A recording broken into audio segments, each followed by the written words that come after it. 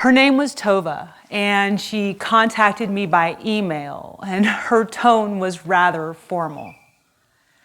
Tova let me know that she was a rising high school sophomore, a member of her school's Jewish student union, and that in some way her mother had once worked with a Jewish federation. Tova clearly had read our website because she said she admired our mission and vision and wondered if I might host her for a summer internship.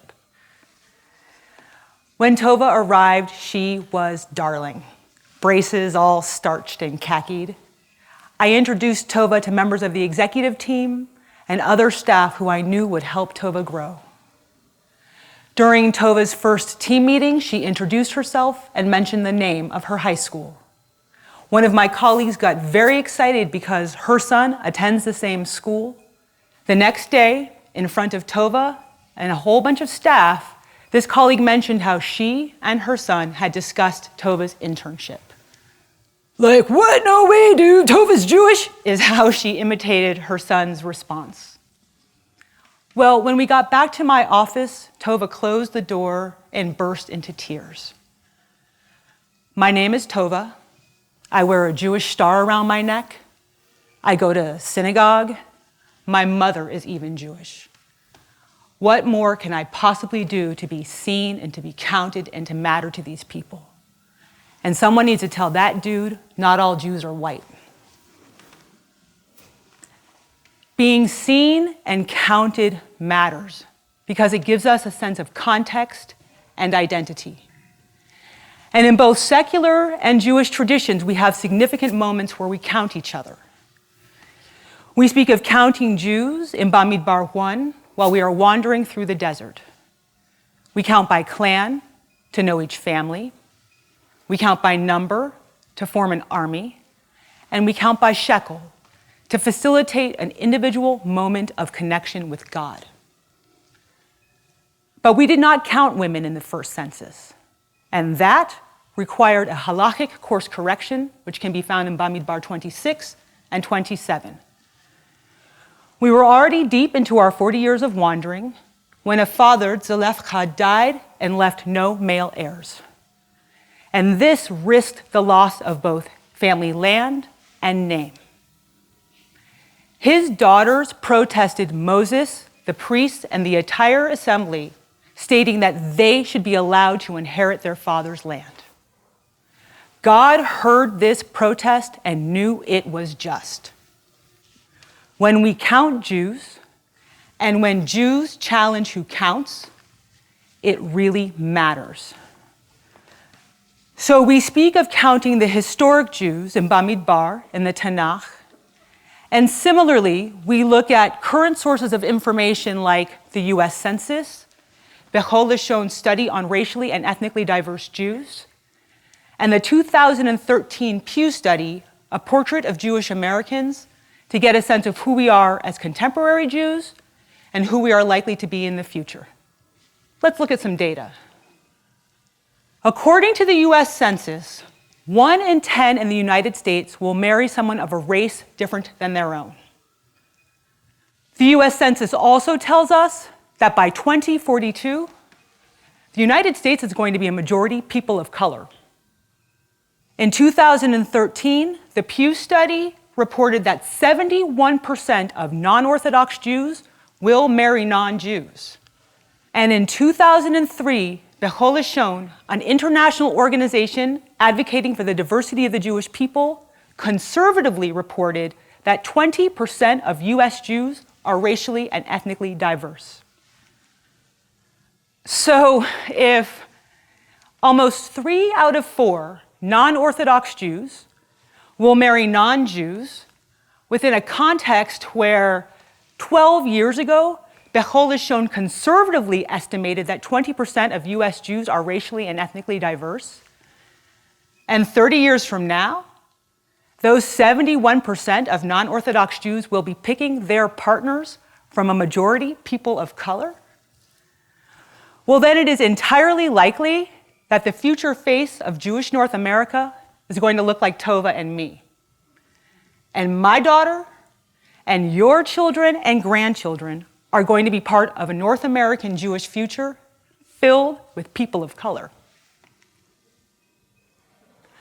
50 years ago, Jews marched for people of color. And this was important work we could do to help repair a broken world.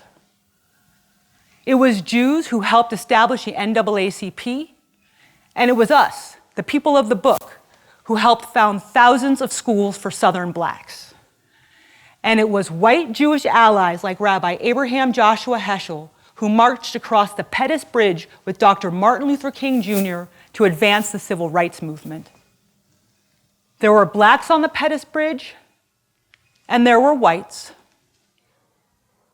There were Jews, and there were Christians. There were blacks, and there were Jews.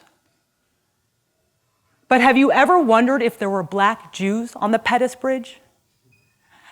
I'm guessing that specific thought has never crossed your mind, as the North American Jewish narrative reflects clear distinctions between blacks and Jews. It is as if Jews are somehow all white, and black folks, well, somehow we can't be Jewish. And it is this idea of white as integral to Jewish that deeply informs who and what we imagine when we think about the organized Jewish world. And this idea is only reinforced by the 2013 Pew study that, in contrast to other Jewish groups, offers no discussion about non-white Jews. It is as if Jews of color simply do not exist.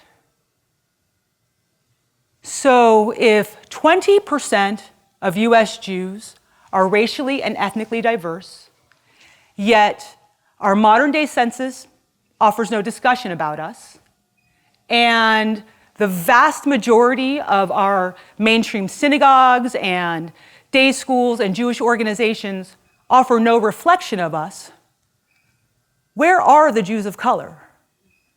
And what's keeping us away? And how can it be that we have come to accept as standard the absence of 20% of our community? And why is it okay that we do not consider Jews of color and everything we dream of and plan and implement as an organized Jewish people? I'll go ahead and say it. I think racism is in the way. And it hurts the entire Jewish community. A white Jewish colleague was passing by my office door one day when I was watching some video footage of a bar mitzvah in which everyone happened to be black. She stopped in my doorway and almost fell over, and then she said, "Oh my God, what is that? What are you looking at? What are they doing?"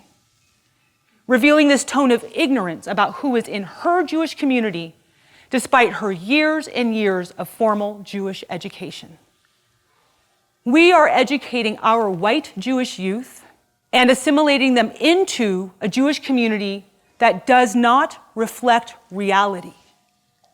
And if we are not educating our own youth about the diversity of their community and how to grapple with the complexity and be in real relationship, we are leaving their education up to secular educators and their values. I was at a Jewish leadership program when a college freshman named Rebecca shared with me how she had challenged an Asian's Jewishness because her 13 years of Jewish day school experience led her to believe all Jews are white. Giving our Jewish youth a shared context of Jewish core values will help avoid this kind of misinformation, ignorance-based racism, and deepen the true spirit of Kehillah. Our Jewish organizations also suffer. Some want to be active in racial justice movements. Others are trying to be more welcoming of Jews of color, and still more want to be inclusive of their interracial Jewish families, but lack any kind of racially or ethnically diverse leadership to help inform their efforts. Who's thinking about those 71% of non-Orthodox Jews marrying non-Jews, like my colleague's adult daughter who married a dark-skinned Ecuadorian man, and their biracial baby, all looking for a multiracial Jewish community to call home. Jews of color, well, we suffer because we have to deal with racism from both our nation and also our faith. My friend Ari, a monoracial black man, was running alongside a group of his white Jewish friends, and all of them were late to Torah study one day, when it was only Ari who was plucked out of the crowd by the security officer to be asked if he knew where he was going. It was racism that pulled Ari out of the crowd, and not one of his white friends. It was racism that empowered that security guard to ask an insincere question of Ari. And it was racism that made that Saturday morning the last Saturday morning Ari ever davened in shul. Racism from inside of the Jewish community pushes Jews of color away from the Jewish community, and that means we leave day schools and synagogues and Jewish organizations, and we seek our refuge elsewhere. Racism from inside of the Jewish community cleaves Jews of color from the Jewish community, and when we leave, we often just don't come back. And these experiences are uncomfortable and difficult to sit with. But polite harassment on the way to Torah study is a microaggressive expression of racism. Shuls and day schools not telling the truth about who is in the Jewish community and educating our young people to be in real dialogue and partnership and in real community building is a shanda and an expression of systematic racism. And having a continent filled with mainstream Jewish organizations so obviously absent of 20% of our community is an expression of institutionalized racism. And these consequences of racism from inside of our community are what must push us to make sure our Jewish future is different than our Jewish past, the one in which we did not count and value all Jews. And these consequences are exactly what must make us ensure that our Jewish right now, our Jewish today, is entirely different than the dangerous and dehumanizing secular world in which Jews of color exist.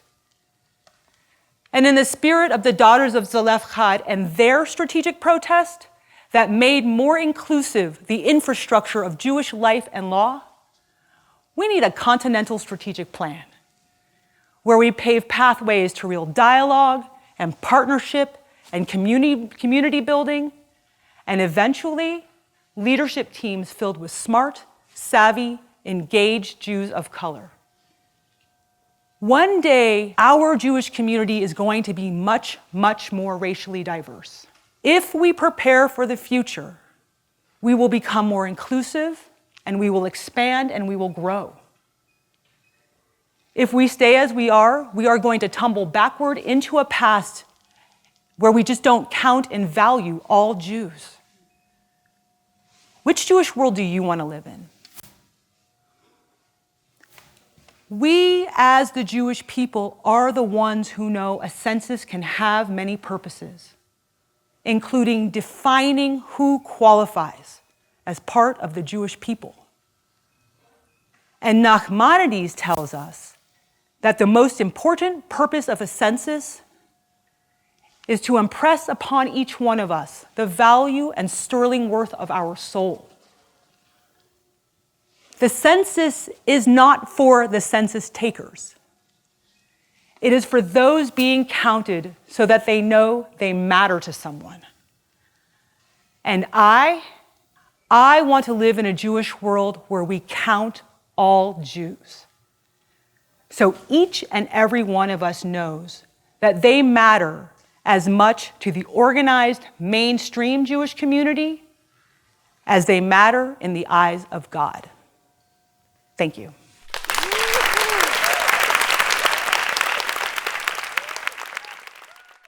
There's good news and there's bad news.